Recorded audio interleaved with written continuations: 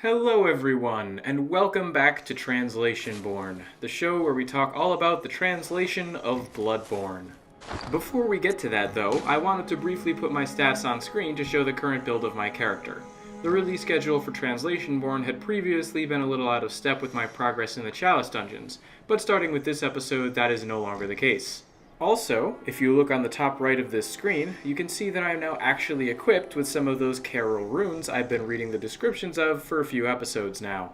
So, having noted that, let's listen to what our sleeping friend has to say.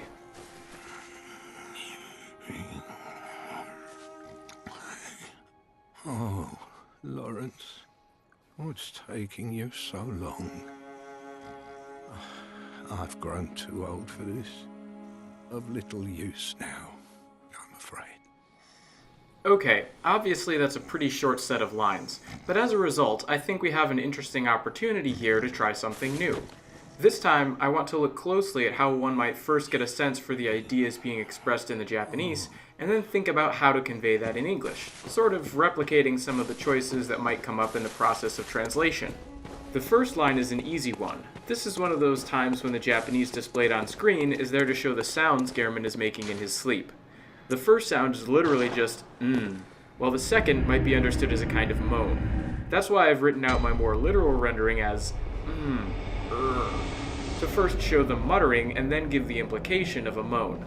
Thinking about how the rest of these lines have been treated so far in the official translation, though, we can guess that there was probably an overarching stylistic decision made to not represent these onomatopoeic sounds with words in English.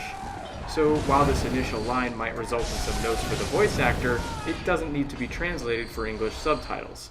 The darkened section of the screen for such lines will pop up, but remain empty. The second line of the Japanese is an expression of irritation directed at Lawrence.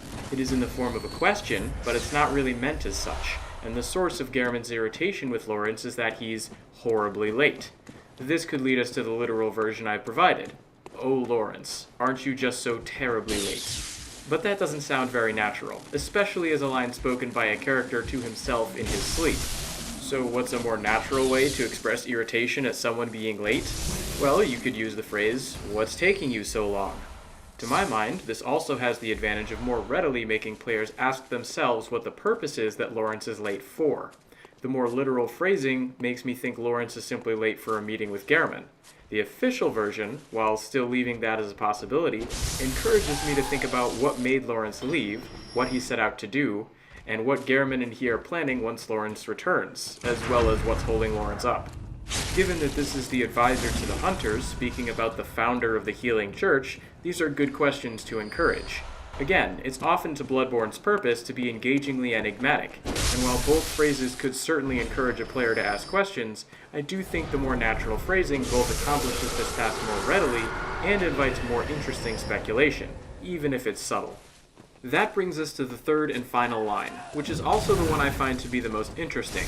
The Japanese here is expressing the idea that Gehrman has now grown aged and useless, and that he's been that way for some time.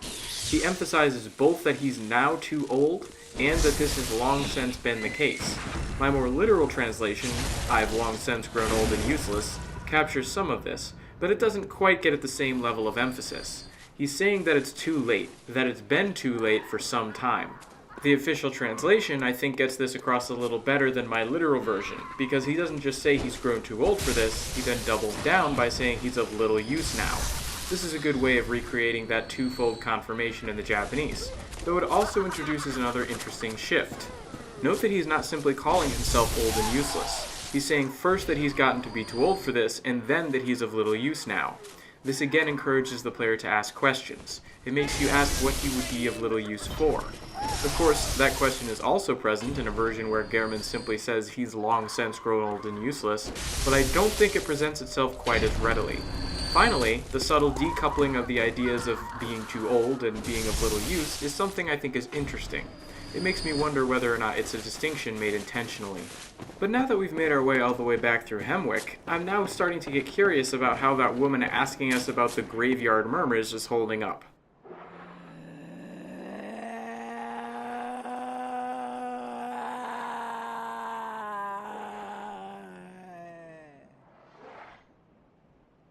You, don't sound so good.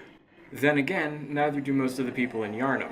And like what we've seen with them, I find it interesting that in this case there's a specific sound being provided by the Japanese subtitles. It's only another indication of a kind of moan, a whoa sound, but it's not being represented entirely by a string of ellipses. That's more potential evidence for my theory that perhaps sounds given onomatopoeia in the Japanese subtitles represent more human noises, though of course it's hardly definitive. We'll have to continue to keep an eye out for evidence as the game goes on. In the meantime, though, we've got someone else to check in with. Let's see if anything's changed here at Yusefka's clinic. Oh, hello. You made it. Find any survivors? Or only beasts? Tell anyone who's human about Yusefka's clinic. I will take proper care of them. They're in your hands. And soon, mine. Well, those are exactly the same lines we looked at back in episode 6 of Translationborne, so I guess nothing's changed here. That just leaves one more thing to check up on before we could start making real progress again. There's a certain lore note I neglected to look at during our stay at Yahar Ghul, so I thought I'd remedy that before we head into the forest. Let's take a look at what's written here. The ritual of the nightmare is together with the baby. Find a baby. Please, end that cry. So obviously, the official translation sounds a lot more impressive here. But there's enough vagueness and other things going on that I think it's worth trying to think through some potential challenges in the translation process in detail again. The Japanese opens with a challenge here right away. Akumu no Gishiki could translate out to a number of different things depending on interpretation. First, there's the question of singulars and plurals. This opening phrase is composed of two nouns in Japanese, Akumu and Gishiki, both of which could theoretically be either singular or plural. We could have rituals of nightmares, or a nightmare ritual, or anything in between. Related to this is the question of articles like or the. These don't factor into the Japanese phrasing at all, but the difference between the nightmare ritual and a ritual of nightmares is potentially quite large in English. As you may recall, though, a fairly standard practice is to err on the side of the singular, and given that, all other things being equal, the most likely article is probably the. This is why my more literal version of the phrase is the ritual of the nightmare, though of course it could just as easily be the nightmare ritual. By the same token, nightmarish rituals is another valid interpretation, and it has one other thing to recommend it. Because it's using nightmarish as an adjective, the resulting phrase I think comes across as more vague. There could be one specific nightmarish ritual that's being employed out of many, for instance, or several rituals that must be performed. In a way, then, this helps to recreate the same lack of specificity as in the original Japanese. That leads us to the second half of the first line, where the literal phrase, is together with a baby, just sounds stilted at best. The idea seems to be plain enough, though. An infant is part of the ritual or rituals in question. So an alternative to both the literal and the official translation might be, nightmarish rituals require a newborn, since rituals that involve a child obviously can't be performed without one. That having been said, there's a certain menace to the use of the word crave that isn't present in the word require, or call for, another option. The use of the word crave also makes it seem as if the ritual or rituals have a kind of will or desire of their own, an idea that I can definitely find to be in keeping with the world of Bloodborne. Finally, consider that crave is 2 characters shorter than require and 3 shorter than call for. I kind of doubt character limitations are the actual reason for the wording here because the next line is longer, but you can never fully count them out when it comes to translation. Speaking of the next line though, there's one last challenge to be found here. Literally, the Japanese is commanding us to find a baby, then imploring us to end that cry. Thus, it's theoretically possible that the cry and the baby are unrelated, or that any baby will do. Honestly though, I don't think there's much chance of that. Even with just the context provided by the note, I think it's plain enough to see there's a specific child's cry that's being referenced, and thus a specific newborn related to this ritual or these rituals we're being told to silence. But that's enough reconstruction for now. Let's look at something else. Bone Ash Mask. Bone Ash Mask of the Oldest Guardians. The Guardians, who protect the sleep of the higher rank ones, have their figures and souls burned in hellfire, and are said to gain eternal life as ash in return. The large, sharply protruding hat is the symbol of the old Guardians, and is thought to be proof that they were once some kind of sinners. And since the final couple lines in the headpiece are a little bit different than the final lines in the rest of the item set, let's take a look at what that says. Remember, the preceding line is about them being burned in exchange for eternal life. As a result, their armor is now no more than white, stringy, and fragile bone ash. Even so, this serves only to leave their lost technique that much more of an incomprehensible mystery to us. So, having looked at that set, there are 3 points I'd like to talk about here. First, I want to briefly note that while my more literal translation for the beings who normally wear this outfit is guardians, the official translation is keepers. I'll go into more detail on that later, but remember this when we run across other terms for guards, especially in the Chalice dungeons. Second, I'd like to talk about the term golka, which in my more literal translation I've rendered hellfire.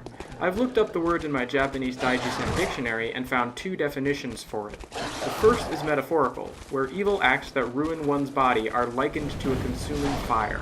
The second definition is literally a reference to the fires of hell that torment sinners, though it's sometimes used to talk about a particularly intense blaze, like how we might say, the fire burned hot as hell in English. Either way, there's a strong connection to sin in the Japanese term that I don't think is conveyed by the official phrasing, which makes reference to a ceremony of flame instead. Actually, part of me wonders whether this might be the result of a simple misreading. The characters for golka do kind of resemble the characters for first ritual or ceremony and then fire, so there's a chance this wasn't a deliberate decision to avoid the term hellfire at all. Regardless of whether or not this was a deliberate translation choice, though, I think it's interesting to consider the effect of such a change in terminology. The Japanese term, as I noted before, is closely tied up with the concept of sin. This emphasizes the idea presented in the final line of the mask's description, which again brings up that these keepers were once sinners, and combined with the description on the rest of the garb, one gets the idea of these being things that were passed through fire, possibly to be cleansed. They've gained an eternal life serving the Great Ones as a result. This connection is still present in the English, of course, but the way the description refers to a companionship forged in a certain sin, and then a subsequent ceremony of flame leading to an eternal life serving the Great Ones, I think emphasizes mystery and lost knowledge more than it does the sin. After all, the ceremony of flame seems like it very well could be the arcane lost art mentioned in the final line of the armor's description. In the Japanese, while there's still reference to a lost technique that's an incomprehensible mystery, it's even less clear what that is with no mention of a ceremony of flame. But speaking of arcane lost arts, this brings me to my third and final point. I'm intrigued by the literal phrasing of the Japanese, which explains that said lost technique is an incomprehensible mystery to us. It's kind of a jarring thing to see, because after all, who is being referred to here as us? Honestly, I can understand why they would obscure this in the official translation. It's not at all in keeping with the established style of item descriptions, and there are no answers. But it's interesting to me all the same. And on that note, we've reached the end of another episode. As always, if you have any questions, comments, or suggestions for me, I'd love to hear them. Thanks for watching, everyone.